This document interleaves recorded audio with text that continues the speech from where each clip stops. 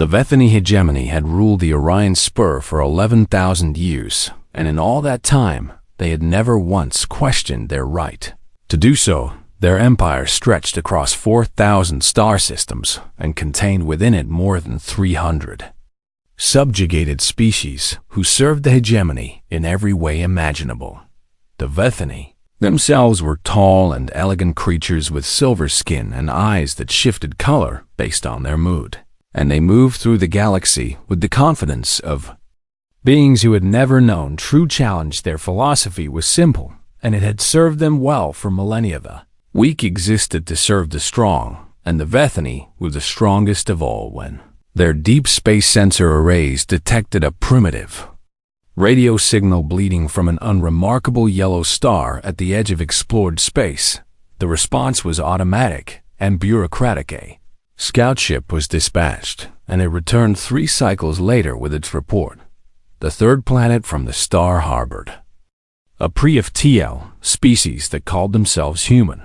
They were soft and fragile bipeds with an average lifespan of less than a century, and they had only recently begun sending probes beyond their own world. The scout commander had included detailed biological scans, and the scientists who reviewed them expressed mild surprise at how the species had survived at all. Their world was a nightmare.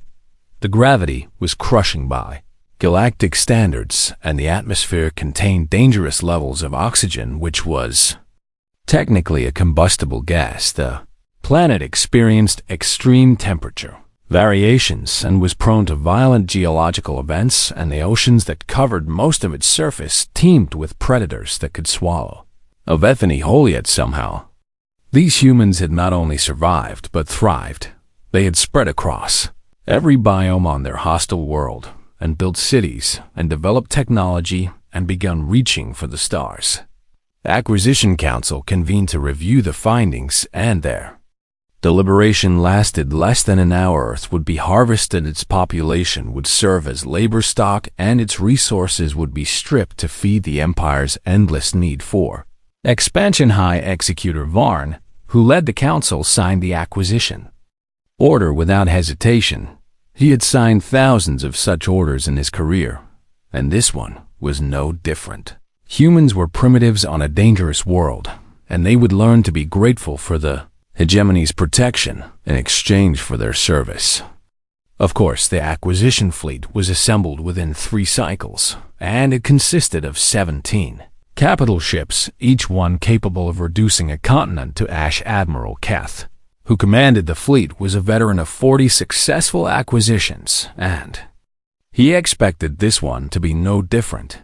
His species had perfected the art of conquest long before humans had learned to make fire.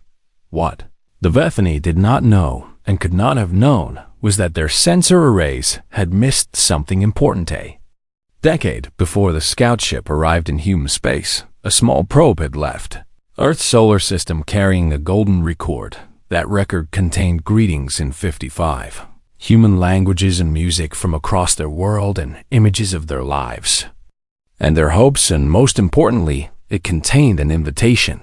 The humans had looked up at the stars and sent a message into the dark. They had said, "Hello." They had asked if anyone was listening. 300 light years away in the lawless reaches beyond hegemony space, something else had received that invitation. They called themselves the Collective, and the rest of the galaxy called them Deathworlders. Were a loose federation of species who shared one thing in common. They had all evolved on worlds that should have killed them.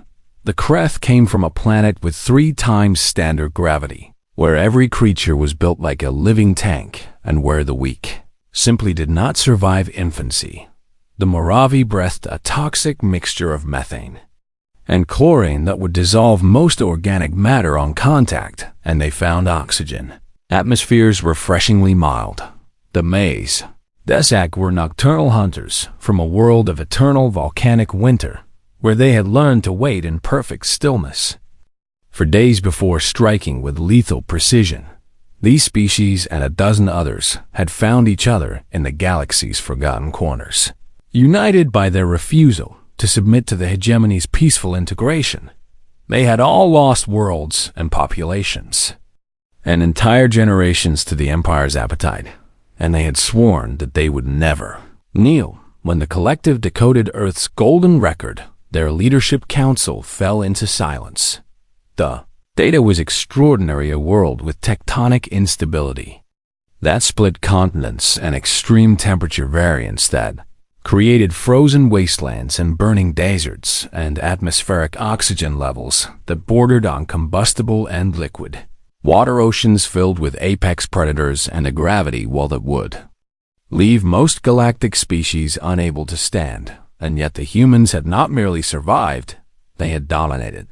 They had spread across this hostile nightmare and bent it to their will, and then looked up at the stars and sent an invitation instead of a warning. Krith Council leader Thissa was the first to speak after the data review ended. She was old for her species, with scars across her dense gray hide from decades of combat and survival, and when she spoke, the others listened. These humans, she said, are like us. They are Deathworlders. Looked around at the assembled leaders, and what she said next would change the course of galactic history. We have been searching for others like ourselves for centuries. We have been alone. She paused, and her eyes, which were small and hard, and had seen more death than most species could imagine, seemed to brighten. We are not alone anymore. The collective voted unanimously to monitor Earth's solar system and to wait for the right moment to make contact. They did not have to wait long. 3 cycles after the vote, hegemony acquisition ships appeared in human space, and the collective watched through hidden sensor drones as the Empire's fleet took position around the small blue world. Admiral Keth broadcast the standard terms in a message that was automatically translated into every human language. Surrender immediately and submit to biological cataloging, and disarm all weapons. Resistance would result in orbital bombardment of population centers. The collective expected the humans to do what every other primitive species had done when faced with such overwhelming force. They expected surrender. What happened next made them realize that they had found something far more valuable than allies. They had found their kin. Admiral Keth stood on the bridge of his flagship and watched the blue planet rotate slowly beneath him and felt nothing but contempt. The humans had been given 12 hours to respond to the hegemony's terms, and those hours were almost gone. His communications officer had reported scattered transmissions from the surface, and most of them seemed to be the primitives arguing among themselves, which was typical behavior for pre-acquisition.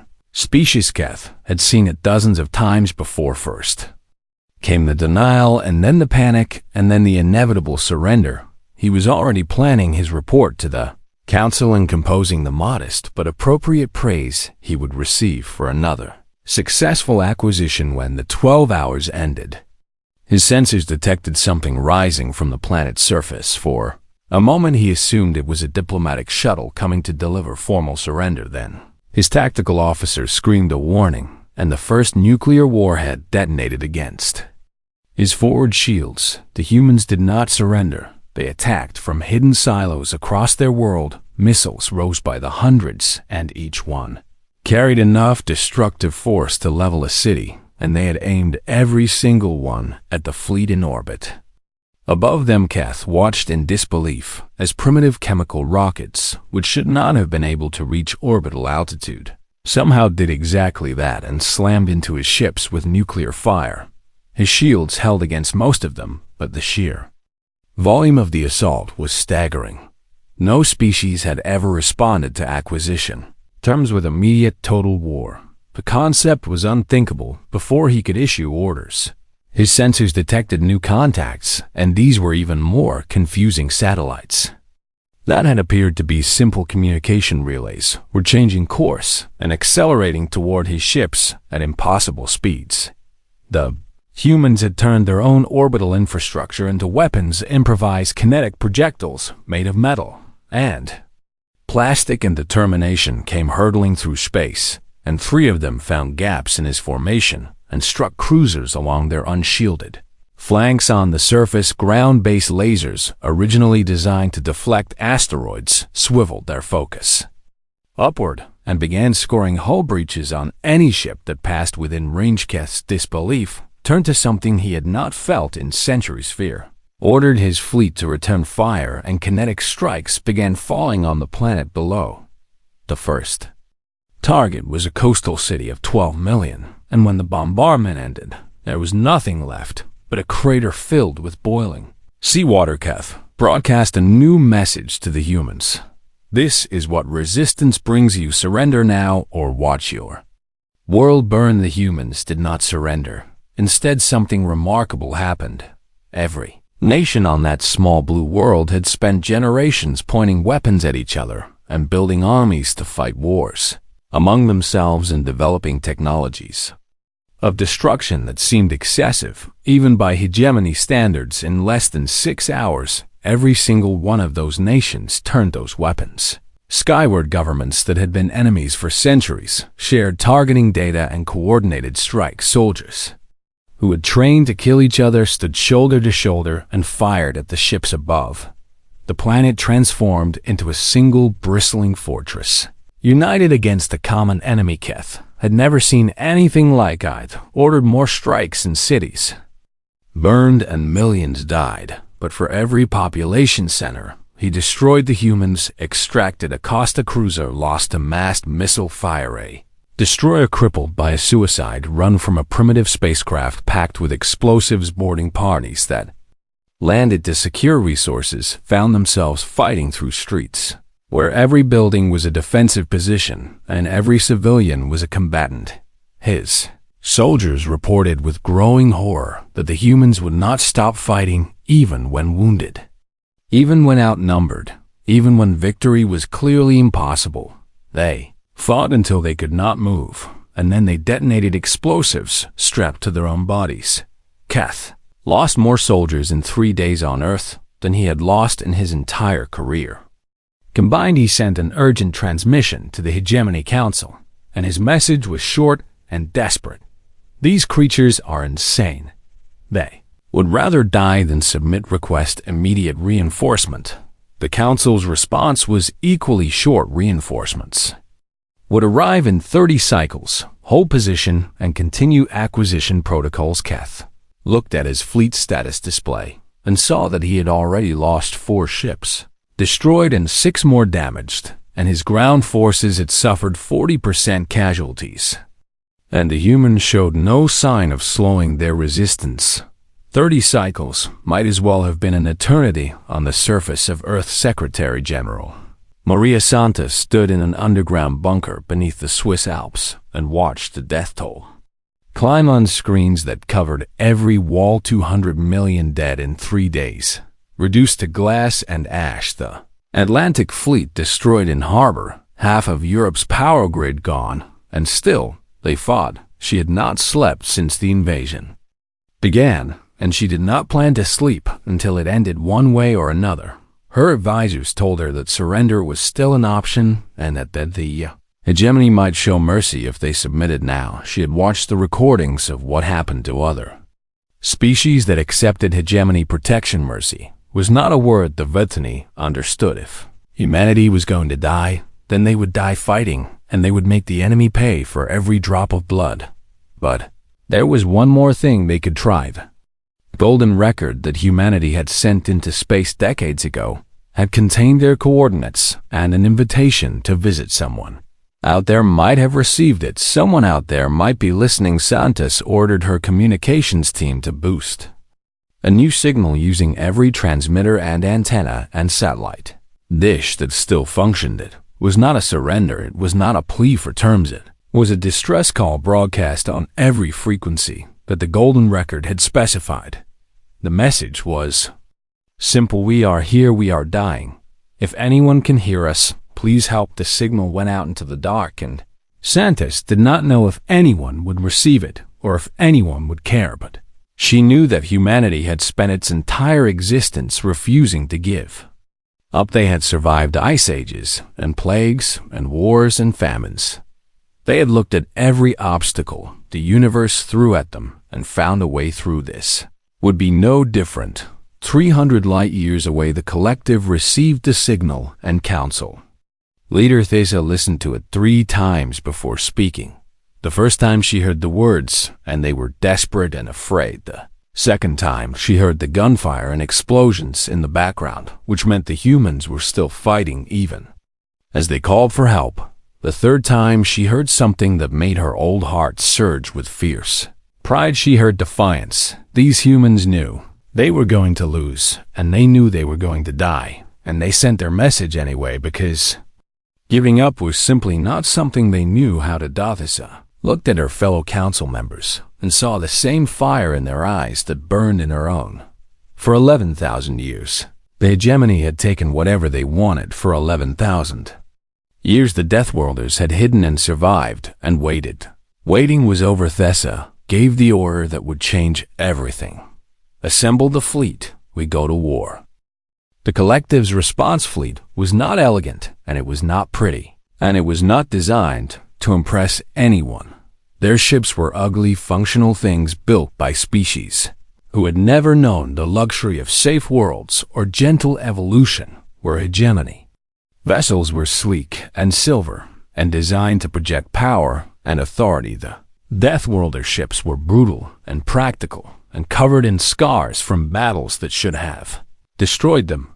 They had survived anyway because survival was the only thing the Deathworlders knew how to do. 17 ships assembled at the rally point, and their crews prepared for a fight that most of them did not expect to survive. The Kreth vessels were built like armored fists with triple-layered hull plating and engines that could push them to speeds that would kill any normal crew. Kreth did not consider 3 times standard gravity to be excessive, and they thought nothing of maneuvers that would turn most species into paste against their own walls.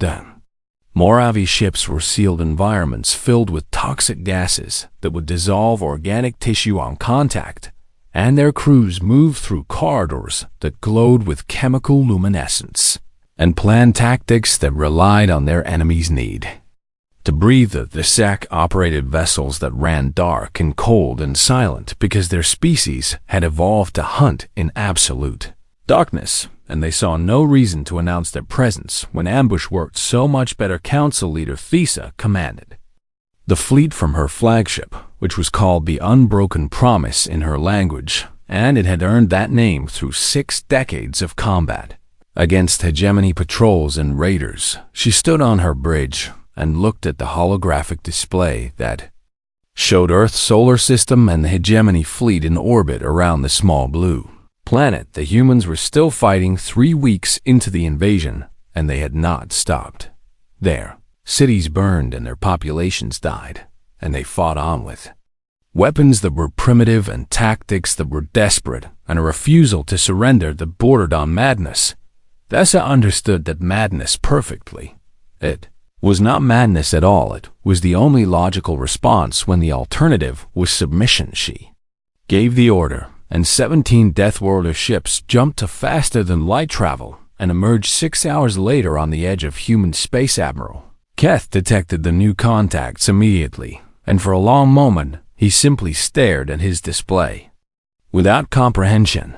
The Deathworlders were supposed to be scattered refugees hiding in the galaxy's forgotten corners. They were supposed to be a nuisance, at most a minor threat that occasionally raided supply convoys and then fled before proper forces could respond. They were not supposed to have a fleet. They were not supposed to be here. His tactical officer identified the vessel configurations, and his voice shook when he delivered the report. Kreth warships and Moravi chemical carriers and Desek hunter-killers. The monsters of galactic legend had come to Earth, and they had come in force. Thesa broadcast a single message on an open channel so that both the hegemony fleet and the humans on the planet below could hear it. She spoke in the hegemony's own language, and her words were clear and cold. You have attacked a Deathworld species, and that makes them our kin. You have 30 seconds to withdraw from this system. After that, we will kill every single one of you. Keth did not respond with words. He ordered his fleet to attack because that was the only response the hegemony ever gave to threats. his ships turned toward the Deathworlder formation and opened fire with weapons that had conquered 300 species. The collective fleet did not return fire immediately. They simply advanced. Kreth ships accelerated to ramming speed and closed the distance with terrifying velocity, and Keth watched in horror as they ignored hits that would have crippled any normal vessel and slammed directly into his cruisers. The impacts were catastrophic, and both ships crumpled from the force, but the Kreth crews had already abandoned their vessels in armored boarding pods. Those pods latched onto hegemony hulls and cut through. With fusion torches and Kreth warriors poured into the ships, they stood only 4 feet tall, but they were built of dense muscle and thick bone, and they had evolved on a world where everything was trying to kill them. Hegemony soldiers had never faced anything like them. The Kreth did not use ranged weapons in close quarters because they did not need them. They simply grabbed their enemies and broke them. The Moravi took a different approach. Their ships released clouds of corrosive gas into boarding tubes and ventilation systems, and hegemony crews watched in terror as the atmosphere itself turned against them. Those who sealed themselves in compartments bought only minutes before the Moravi cut through the doors and flooded their refuges with poison. The Vesek did something even worse. They targeted ships whose lights had been damaged in the fighting, and then they boarded in the dark. Hegemony soldiers reported contacts in the corridors, and then silenced the Vesek hunters, moved without sound, and struck without warning. And when the lights came back on, there was no one left alive. Keth watched his fleet die around him and gave the order to retreat, but it was already too late. The Deathworlders had cut off his escape routes, and they were not interested in prisoners. Within 6 hours, the hegemony acquisition fleet was debris. 17 capital ships reduced to wreckage, and 40,000 hegemony soldiers dead, and Admiral Keth's flagship torn open by Kreth boarding parties who found him on his bridge and ended his command with brutal efficiency on Earth.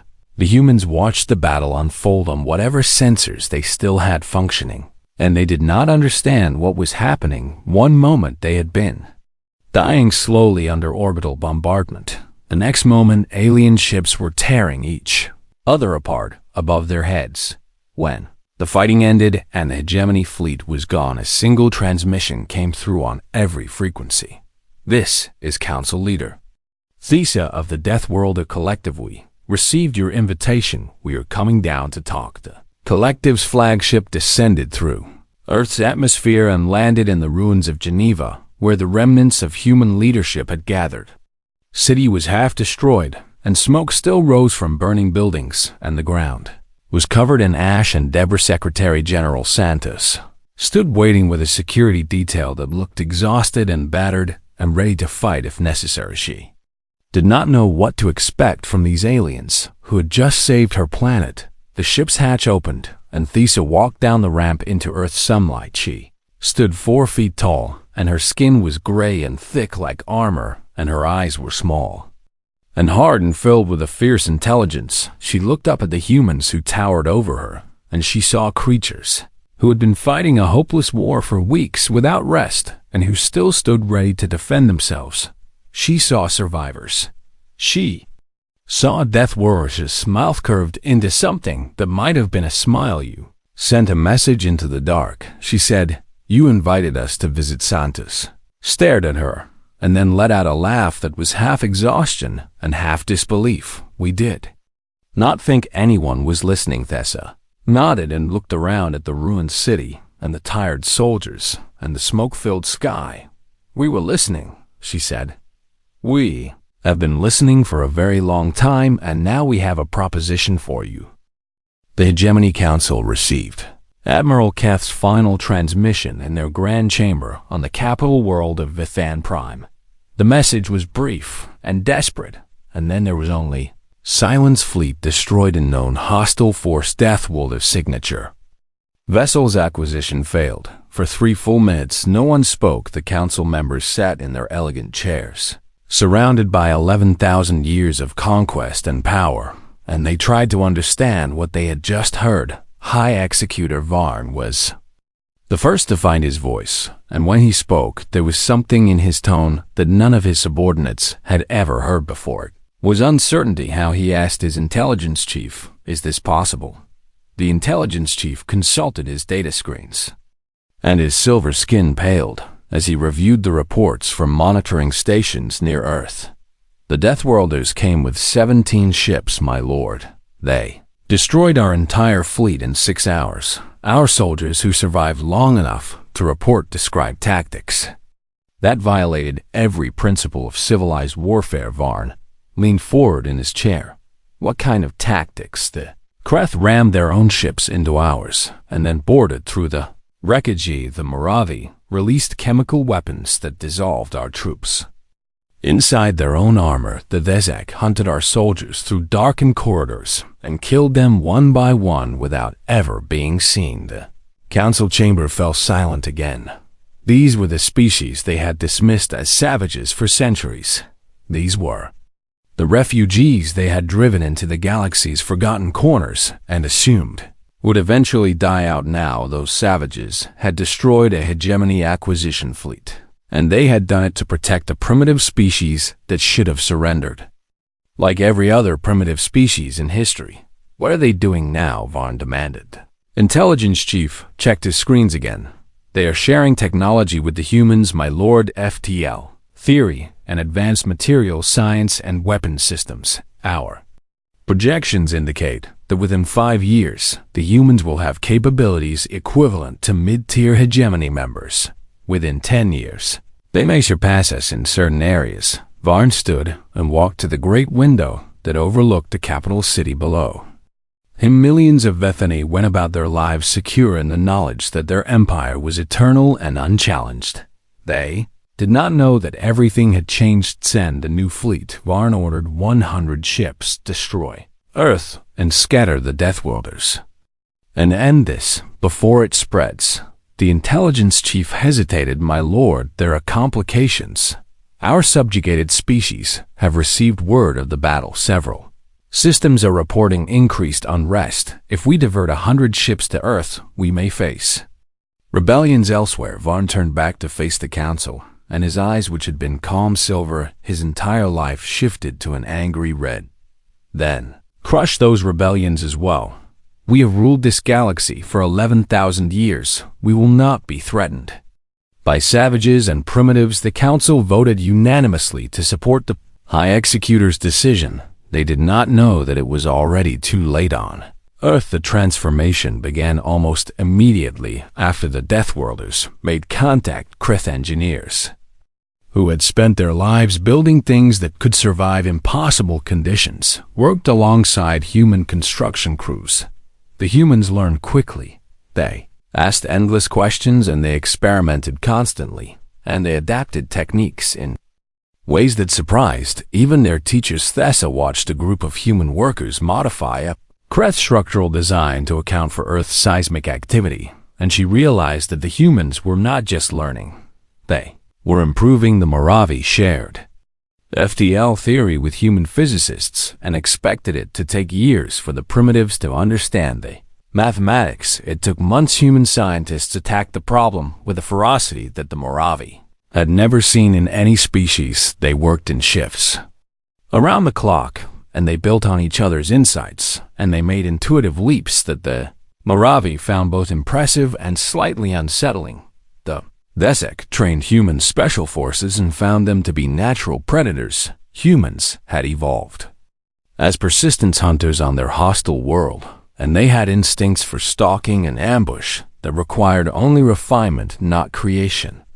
The Vezek instructors reported to Thesa that human soldiers were terrifying in ways that even Deathworlders found uncomfortable. "They do not give up," Vezek Commander Vrek told her. "They adapt to everything we throw at them. When we train them in night fighting, they become better at it than we are.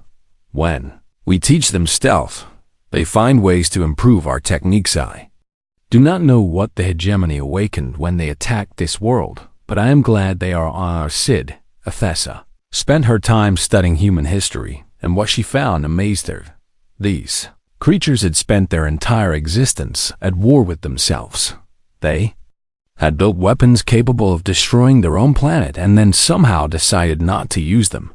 They had survived ice ages and plagues and famines that would have ended most species. They had looked at their world's countless ways to kill them and simply refused to die one day. She asked Secretary General Santos how humans had accomplished so much on such a hostile world. Santos thought about the question for a long moment. We did not have a choice, she finally said. Our world wanted to kill us, and we knew that if we stopped fighting, we would die, so we never stopped. We adapted and we endured and we passed our knowledge to the next generation, and we kept going. Thessa nodded. That is exactly how the Deathworlders survived. The only difference is that you did it alone. Santos smiled. We are not alone anymore. Within a year, Earth had orbital defense platforms and a small fleet of F-2 capable warships and a population that had been hardened by invasion and was hungry for the chance to fight back. The collective's leadership made a formal announcement to the galaxy. Earth was no longer a protected territory. It was a founding member of a new organization called the Coalition of Deathworlders, and humanity would not be a junior partner. They would be the Coalition's sword. The announcement spread across hegemony space, and it reached the subjugated species who had served the Empire for millennia. For the first time in living memory, those species heard about someone who had fought the hegemony and won. Rebellions began on a dozen worlds. The hegemony sent fleets to crush them and found that the rebels were no longer fighting alone. Deathworlder advisors had reached them first. Human tactics spread through the resistance movements like fire.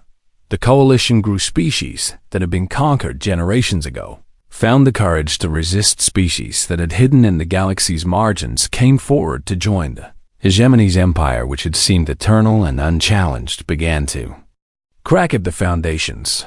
High Executor Varn watched the reports come in and realized that he had made a terrible mistake. He had thought the acquisition of Earth would be simple and routine. Instead, he had awakened something that could not be put back to sleep. The humans were not just survivors. They were a catalyst, and the galaxy would never be the same. 17 years after first contact, the hegemony launched its final offensive. They had spent those years watching their empire crumble and their subjugated species rise in rebellion, and their authority challenged in ways that would have been unthinkable. A generation earlier, High Executor Varn had died 3 years into the conflict, and his successors had grown increasingly desperate. Coalition had grown to 30 species, and their fleet patrolled trade routes that had belonged to the hegemony. For millennia, something had to be done. The Grand Fleet assembled in secret at a staging point far from Coalition sensors. 2,000 capital ships, crewed by 40 million soldiers and armed with enough firepower to crack a planet's crust. This was the largest military force the hegemony had ever gathered, and it had one purpose: destroy Earth and scatter the Deathworlder alliance and restore the natural order of the galaxy. The fleet jumped to Earth's solar system and emerged expecting to find the primitive world that their ancestors had tried to conquer 17 years earlier. What they found was something else entirely. The orbital defense grid activated the moment hegemony ships appeared. Automated weapons platforms seeded throughout the asteroid belt opened fire with kinetic projectors and directed energy weapons that had been designed by Kreth engineers and improved by human paranoia. The platforms were built to survive, and they were built to kill, and they did both with terrifying efficiency. The hegemony formation, which had been precise and elegant, broke apart under a storm of projectiles that seemed to come from everywhere at once. But the true shock came when the human fleet advanced. Hegemony commanders had studied reports of human vessels from the early years of the war, and they had prepared tactics to counter primitive designs. Those reports were 17 years old. The beliefs, ships that came screaming out of Earth's gravity, were not primitive. They were nightmares. Human engineers had taken everything the Coalition taught them and made it worse. Their Ships were overbuilt with redundant systems and excessive armor that would have been considered wasteful by any civilized species. Their crews operated under acceleration that would kill most galactic beings because humans had evolved on a high-gravity world, and what was lethal to others was merely uncomfortable to them. Their weapons were designed with the same philosophy that humans had applied to warfare throughout their history. If a little force was good, then overwhelming force was better. Human flagship was called the Unconquered Sun, and it led the charge into the hegemony formation. Its captain was a woman named Chun Wei, who had been a child during the invasion and had grown up in the ruins of Shanghai. She had spent her entire adult life preparing for this moment. All ships she broadcast to her fleet show them what humanity does to those who try to make us kneel. The battle that followed would be studied by military scholars for centuries.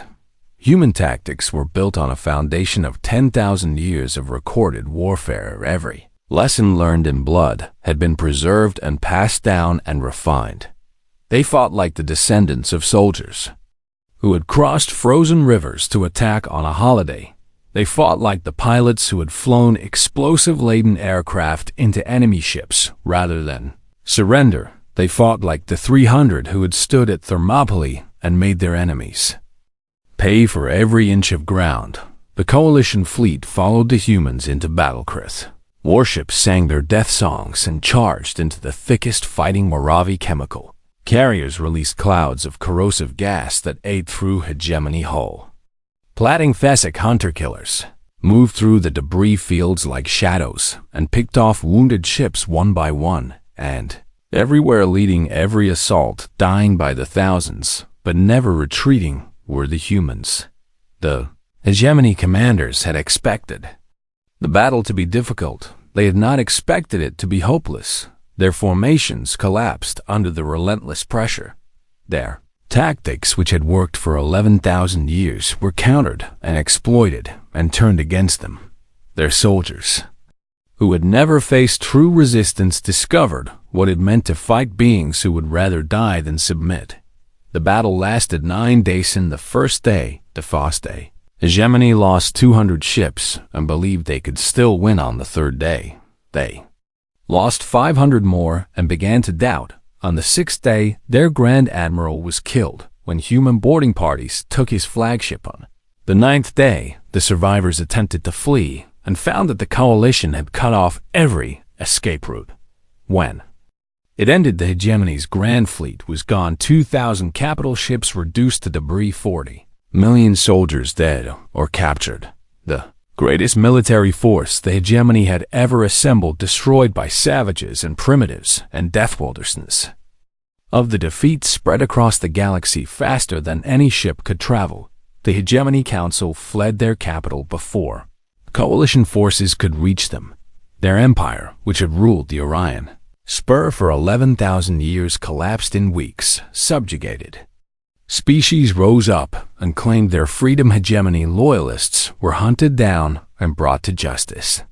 The old order was swept away, and in its place something new began to form. In the aftermath of the battle, human ships patrolled the debris fields. Search and rescue teams pulled survivors from broken hulls, and they did not ask what species those survivors belonged to. Humans, who had lost billions of their own people to the hegemony, still stopped to save hegemony soldiers who would have enslaved them. Council leader Thissa watched the rescue operations from the bridge of her flagship and felt something she had not expected to feel: pride. These humans were everything she had hoped they would be and more. They were deathworlders in their strength and their ferocity and their refusal to submit, but they were something else as well. They were compassionate in victory, where the hegemony had only known cruelty. They were merciful where the old empire had only known domination. They were building something better than what had come before. Secretary General Santos, who was now the coalition's chief diplomat, broadcast a message to every corner of the galaxy. Her voice carried to billions of beings on thousands of worlds. 17 years ago, she said, "We sent a signal into the dark. We were alone and afraid and dying. We asked for help, and help came. The hegemony called us primitives. They called our new allies savages. They thought they could break us because they had broken so many others. They were wrong to every species still under hegemony. Control, you are not alone. Help is coming to the hegemony remnants. Run and hide and pray to whatever gods you worship that we never find. You and to anyone else out there, any species on any hostile world, who looked up at the stars and refused to give up. We are listening now. Send your signal. The Death Worlders will answer. The message went out into the dark, and across the galaxy beings heard it. Some of them were species that had been conquered and were now free. Some of them were species that had hidden in fear for generations. Some of them were species on hostile worlds who had looked at the stars and wondered if they were alone. They heard the message and they knew the answer. They were not alone. The Death Worlders were listening, and humanity stood among them as brothers and sisters forged in fire and tempered by war and ready to answer any call for help that came from the dark. The SOS that humanity had sent 17 years earlier had condemned the hegemony to destruction, but it had done something else as well, had created a new alliance of survivors. It had proven that the strong did not have to dominate the weak. It had shown the galaxy that courage and defiance and the refusal to surrender could change everything, and it had ensured that no species would ever face extinction alone again. The Death Worlders had answered once. They would answer again. That was the promise they made to the stars, and humans always kept their promises.